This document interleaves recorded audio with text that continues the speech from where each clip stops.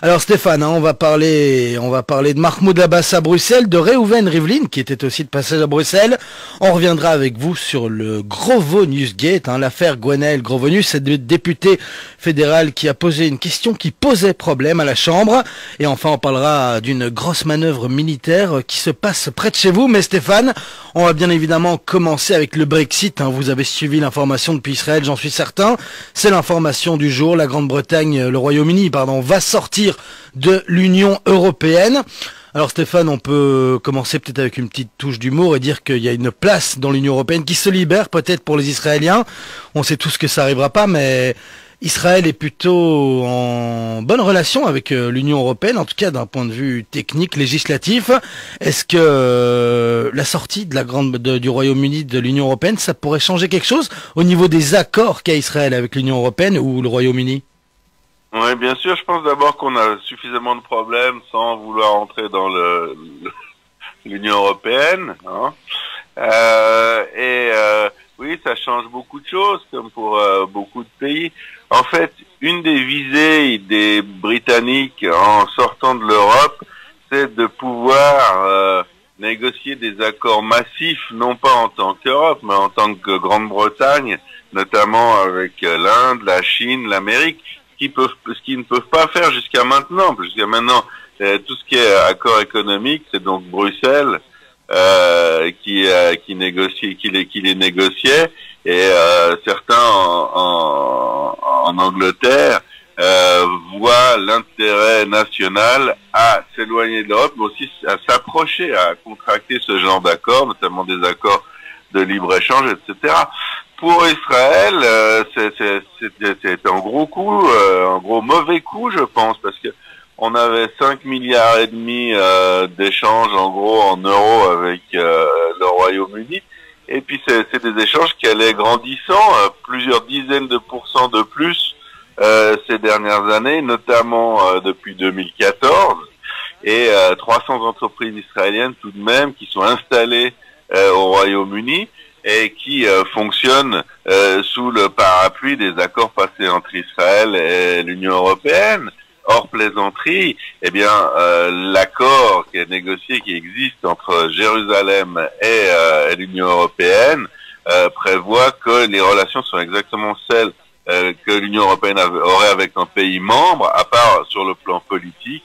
Donc Israël n'a pas le droit de prendre des décisions, de participer aux décisions de ce qui se fait de la politique européenne, en fait.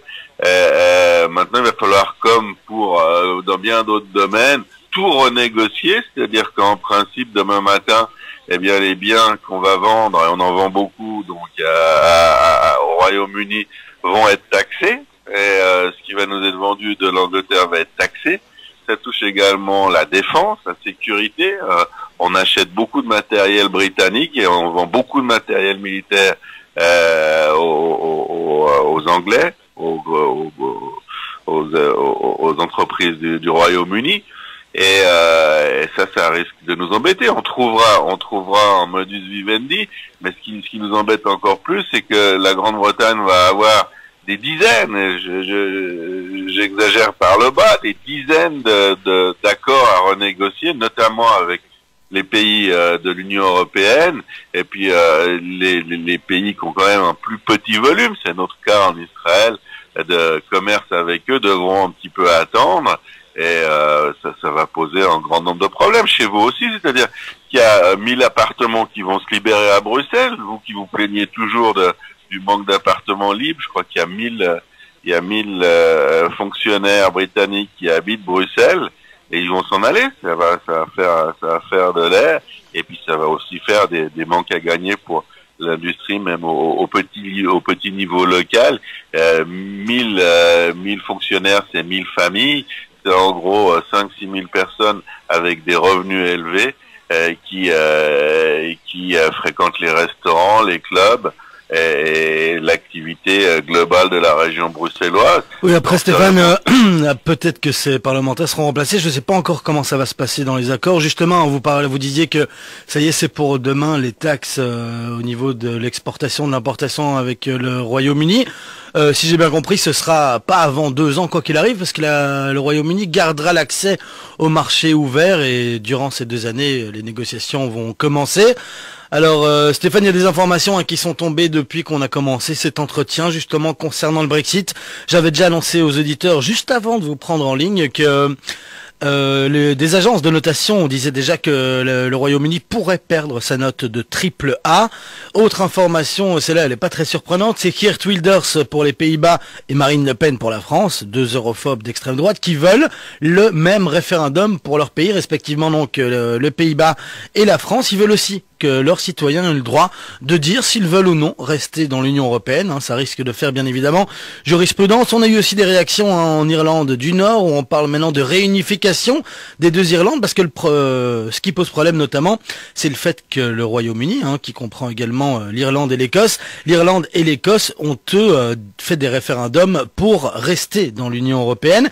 Et puis Stéphane, enfin une information qui est tombée il y a quelques instants et qui peut concerner Israël, du moins indirectement, avec David Cameron qui a eu beaucoup de positions pro-israéliennes.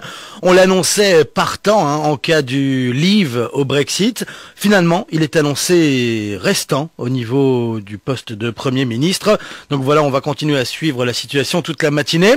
Mais Stéphane, on va passer maintenant à l'actualité israélienne, mais on reste un peu avec l'Union européenne, parce que Mahmoud Abbas, tout comme Reuven Rivlin, le président de l'autorité palestinienne et le président israélien, étaient de passage à Bruxelles hier et avant-hier.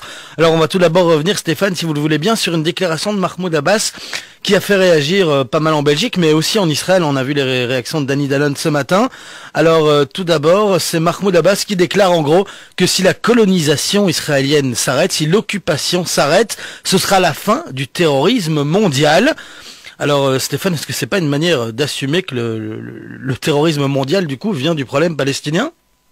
Oui, bien sûr, c'est posé dans ces termes, pas du problème palestinien, de la colonisation. Et puis, le mot colonisation, c'est pas les Palestiniens qui l'ont inventé, c'est les Européens, et pour être plus précis, les Français.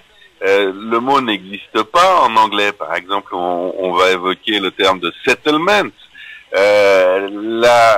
En fait, le conflit entre Israël et les Palestiniens est un conflit de 2 nationalismes qui doivent exister dans une portion congrue de territoire, et des antisémites et des anti-israéliens veulent faire passer ce conflit des 2 nationalismes pour un conflit, pour une guerre de décolonisation, c'est-à-dire que il y aurait plus 2 nationalistes, il y en aurait plus qu'un de légitime qui serait le nationalisme palestinien, et Israël serait à la fois une colonie et un pays colonisateur, ce qui permettrait notamment ce qui donnerait notamment tous les droits aux Palestiniens, dont celui de faire des attentats, d'avoir recours au terrorisme, alors qu'on l'a développé très souvent par écrit, par oral.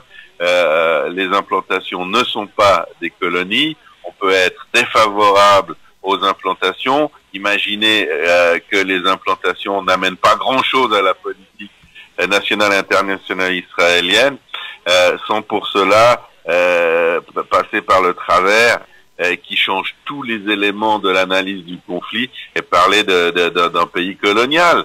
Donc en revenant là-dessus, ce qu'Abbas a fait, c'est qu'il a clairement dit au Parlement européen que l'autorité palestinienne n'est pas intéressée par la paix, parce que si on s'exprime comme ça, c'est pas comme ça qu'il va se passer un rapprochement. C'est pas en se comportant de la sorte et en refusant un rendez-vous avec Rivlin, qui est dans la droite, dans le Likoud, qui est une des personnes les plus ouvertes au dialogue avec les Arabes en général et les Palestiniens en particulier. C'est pas de cette manière qu'on fait avancer la paix et la solution des 2 États.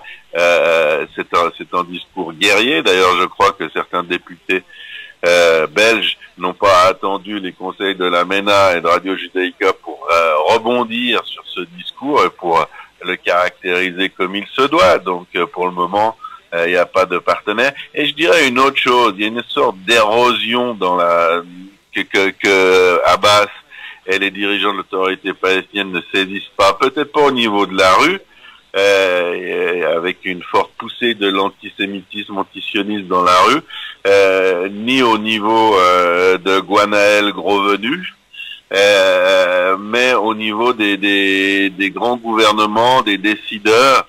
Il y en a un petit peu ras-le-bol des excès de l'extrémisme de l'autorité palestinienne, et cela provient non pas ni des Israéliens ni directement des leaders, mais de la réaction des grands pays arabes sunnites, les grands pays arabes sunnites qui ont besoin d'Israël dans leur face-à-face avec l'Iran et qui n'ont jamais eu vraiment de profonde sympathie pour les Palestiniens. Je pense notamment à l'Arabie Saoudite et à l'Égypte. Et par exemple, ces deux pays, ces derniers temps, n'ont de cesse de répéter que les Palestiniens exagèrent, que les Israéliens ont des droits. J'ai notamment lu un éditorialiste de renom qui a une grande audience en Arabie Saoudite, qui a dit que les attaques terroristes à Tel Aviv étaient des attaques terroristes, et que les gens qui vivent à Tel Aviv n'étaient pas des colons. Il a donc repris spécifiquement ce terme qui est utilisé à tort et à travers par Mahmoud Abbas, inspiré par certains intellectuels européens. Donc il y a une sorte d'érosion, et je pense pas que le discours d'Abbas à Bruxelles laissera un souvenir durable dans l'esprit des gens qui l'ont écouté. Et au contraire, ils peuvent penser qu'Israël est plus ouvert et plus normal en ce qui concerne la paix. Et puis une autre chose qui peut être plus importante, Jim, c'est-à-dire que quand on écoute bien ce discours, moi j'ai lu des grosses portions de celui, et ce que j'ai pu remarquer, c'est une chose prépondérante, c'est-à-dire que quand l'autorité palestinienne parle de paix, en fait, elle parle pas de paix, elle parle d'une manière diplomatique d'aller en direction de l'éradication d'Israël. Et ça, pour beaucoup de gens qui sont pas forcément des amis intimes de l'État hébreu, eh bien, pour beaucoup de ces décideurs politiques, c'est quelque chose de totalement inacceptable et qui va faire, à mon avis, boomerang, qui va affaiblir la position palestinienne. Stéphane, on va revenir sur l'affaire Gwenaël Grosvenus, mais juste avant de revenir sur cette affaire, et l'information est tombée pendant votre réponse il y a à peine quelques instants. Ça y est, c'est officiel, hein, le Brexit l'emporte avec 51,9% des voix. Cette fois, ce sont les résultats définitifs, donc voilà, la décision est prise. Le Royaume-Uni va sortir de l'Union européenne.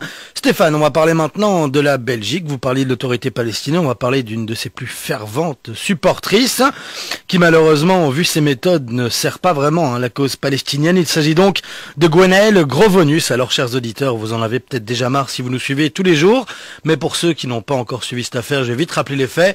C'est une députée fédérale belge qui a vu une information qui a été reprise notamment par la RTBF sur le fait qu'Israël aurait volontairement coupé l'accès à l'eau à des dizaines de milliers de Palestiniens. Au final, c'est une information qui venait d'Al Jazeera et qu'Al Jazeera a démenti relativement vite. Gwenaël Grosvenus, elle n'a pas été cherchée jusque-là. Elle en a fait une question parlementaire. Elle a posté la vidéo sur sa page Facebook et elle a attendu d'avoir dépassé les presque 500 000 vues et les milliers de partages pour enfin la retirer. Le mal et la propagande étaient déjà faits. Elle devait répondre à nos questions ici en direct sur Radio Judaïka. Elle nous a finalement laissé en plan. Alors Stéphane, vous en préparant cette interview, vous avez réussi à faire un lien entre cette affaire Grosvenus et la fois où des parlementaires belges avaient proposé Marouane Barghouti comme prix Nobel de la paix. Ouais, j'ai une autre information avant de commencer, puisque l'actualité se vit aussi en direct. Un collaborateur me souffle maintenant qu'il y aurait effondrement au niveau boursier, et surtout monétaire, dans les bourses donc plus à l'est de chez nous qui ont déjà ouvert. On parle quasiment de déflagration économique avec d'évaluation de certaines monnaies. Enfin, on annonce une grosse chienlit et des grosses pertes sur les marchés. Il va falloir suivre cela toute la journée parce qu'en fait, et dans l'immédiat, c'est ce qui est le plus important. Revenons à Madame Grosvenus, puisqu'on en parlait. Ce qui nous dérange beaucoup, vu d'ici, c'est la vulgarisation de l'antisémitisme. C'est-à-dire que, en fait, de quoi elle nous accuse, cette parlementaire? Elle nous accuse qu'en plein été, aujourd'hui, il va faire à peu près 40 degrés, 38 degrés dans les zones de l'autorité palestinienne, et d'intentionnellement couper l'eau des Palestiniens, c'est des enfants. Imaginez, des enfants aussi et des vieillards. Imaginez ce que ça signifie de vaquer à vos occupations sans eau, à part 40 degrés à l'ombre. C'est du sadisme. Et c'est l'accusation récurrente contre les Israéliens qui a peut-être commencé, ou peut-être qui s'est affirmée avec la grosse affaire que nous avions soulevée, c'est l'affaire Mohamed Doura, l'histoire de ce jeune garçon qui aurait été tué par les soldats israéliens à Gaza en 2000. Et nous, on avait réussi à démontrer que c'était évidemment pas vrai du tout. Et bien, on est dans la continuation, c'est-à-dire que sans faire exprès, on est en train de lécher les principes des procès taristes, qui amenaient ou qui justifiaient les pogroms, les procès de meurtre rituel.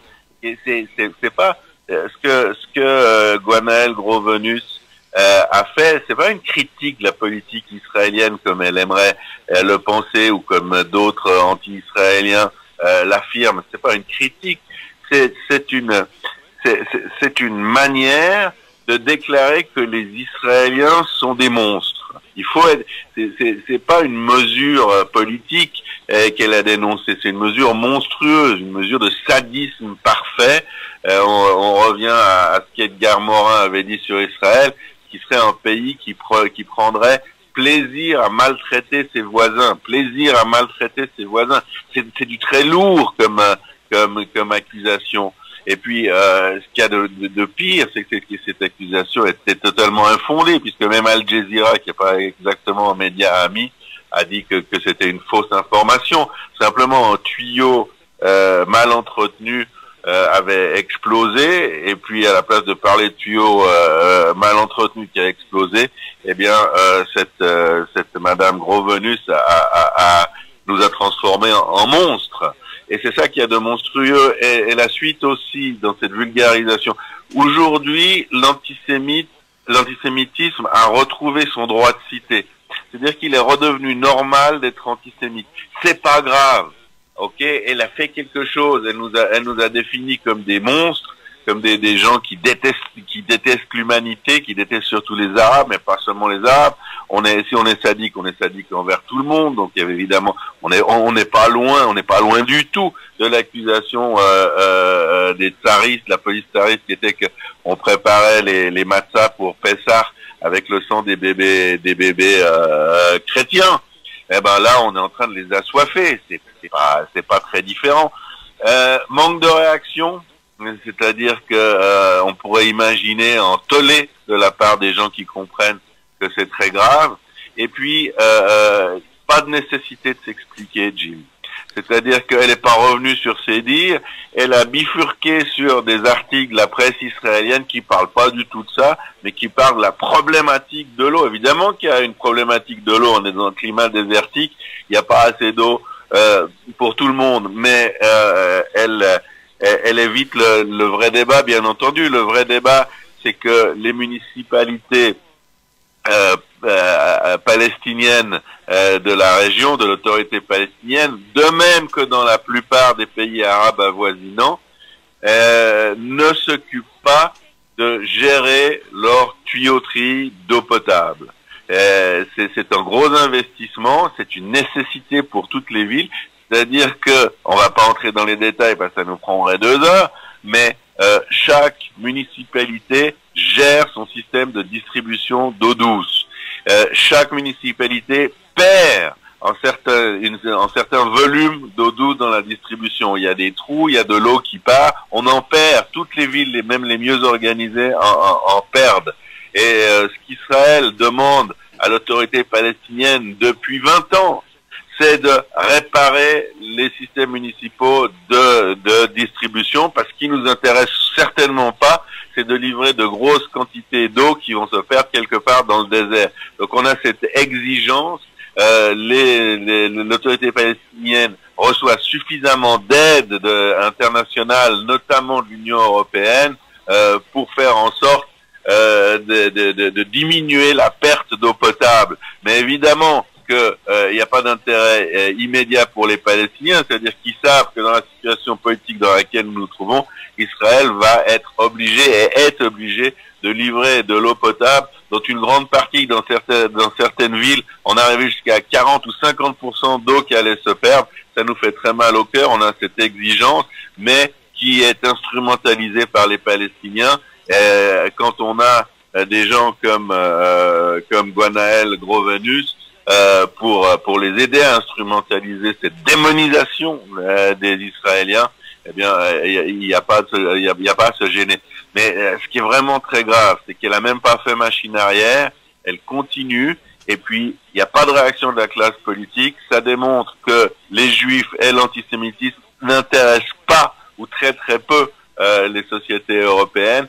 C'est devenu normal d'être antisémite, encore plus normal d'être anti-sioniste, qui est à peu près la même chose, et il n'y a pas d'émotion. Et dans cette situation, la sécurité des Israélites est précarisée, c'est-à-dire que si on fait une différenciation dans le traitement de la population en général, des populations des pays étrangers en particulier, avec la manière dont on traite Israël, quand on se permet tout par rapport à Israël et aux Juifs, notamment de mentir au Parlement et de maintenir ces mensonges, eh bien, il y a automatiquement précarisation du statut sécuritaire, à la fois des Israéliens, mais c'est moins grave, mais des Israélites belges. C'est-à-dire que si on a pour simplifier, si on a le droit de se nettoyer les bottes sur les Israéliens et que ça coûte rien et que personne ne remet à sa place, eh bien, ça signifie que les Israéliens et les Juifs sont coupables de quelque chose, peu importe exactement de savoir quoi, peu importe encore moins de savoir si c'est vrai ou si c'est pas vrai, comme dans le cas des tuyaux percés. L'essentiel, c'est que on peut absolument tout se permettre dans son traitement de ce qui est juif et israélien, et c'est extrêmement dangereux. C'est une montée de l'antisémitisme. C'est un cas nouveau, hein, on se plaint et on décrit tous ces actes antisémites depuis assez longtemps, mais il n'y a pas stagnation. La situation empire et on ne sait pas où ça va s'arrêter. On a toujours eu l'impression qu'on était arrivé à la situation la plus préoccupante, mais c'est pas vrai. Ça continue. Il y a cette vulgarisation de l'antisémitisme, et c'est terrible. Et ça me fait rebondir sur cette proposition de députés belges d'attribuer le prix Nobel de la paix à Marwan Barghouti.